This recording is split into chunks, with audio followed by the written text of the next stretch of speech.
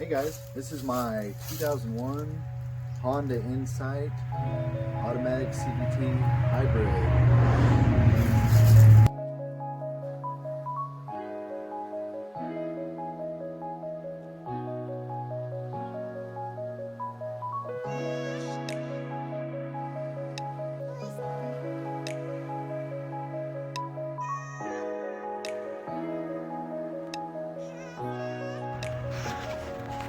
Alright, I bought this thing about 2 years ago just for the sole purpose of an everyday driver, good on gas, to put miles on. It was in horrible condition and I probably paid way too much for it. You have the clear coat and the paint coming off in bad condition. This panel has a big chunk missing out of it and it's duct taped. That looks horrible. More paint peeling. You have the decals peeling.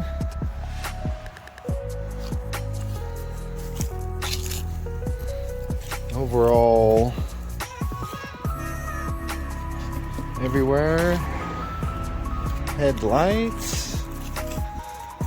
Let's see, what else?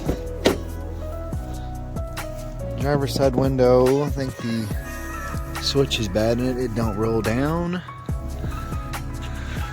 The radio does come on and works. Looks like an aftermarket kit somebody put in, so every time you hit a bump, it shuts the radio off. So here's my little rigged up radio. Alright, I had it for about a year. The hybrid battery would work. It was kind of weak, so I bought a trickle charger for it. And it worked a little while, but it finally died, so I bypassed the hybrid battery. It's running now on gas only, and here's what it sounds like when it starts up off the regular.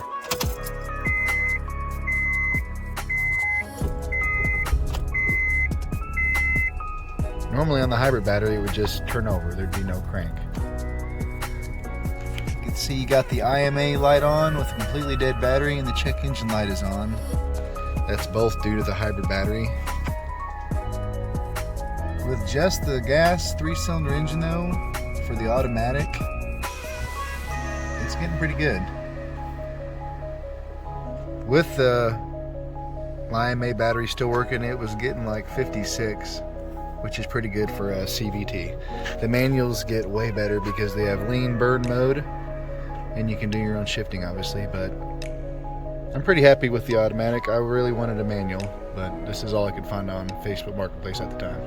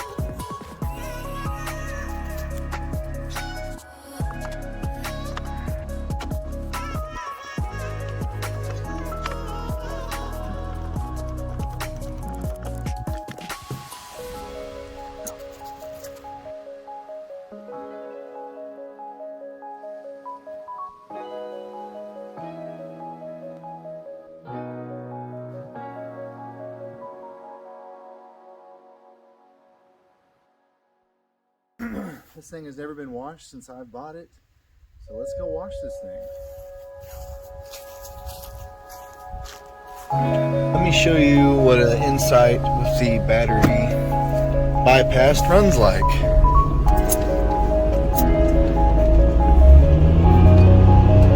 It's to the floor. One thing it does when you bypass the battery, when you go over 4,000 RPMs, kicks those extra lights on.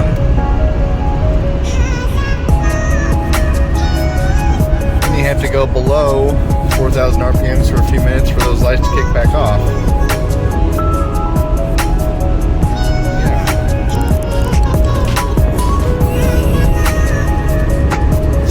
this car. I got a little addiction. I love going on Facebook Marketplace and just finding vehicles that could be a good little project car. These cars are, I mean, literally worth nothing. They have terrible resale value. Half the parts are discontinued form, so fixing anything, it's hard to find parts for them. The IMA battery is at least $2,000 if you're going to replace the IMA battery. Really only collectors and nerds like me are interested in these cars. But they do make fantastic little, you know, everyday driving cars that you want to put miles on and save gas with. I mean, the CVTs are, even with the IMA bypass, it still gets, you know, mid-40s. But the real collectors, they want the manuals, because those things can get 60, 70, 80 miles per gallon with the lean bird, no problem. Because it basically just has a 3-cylinder tiny little gas engine in it and a battery, so I think it's below 1,800 pounds.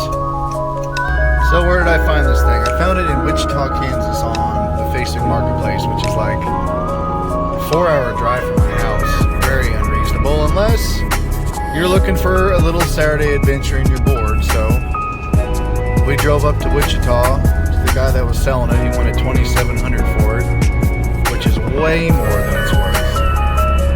It was in terrible condition. Why did I buy it?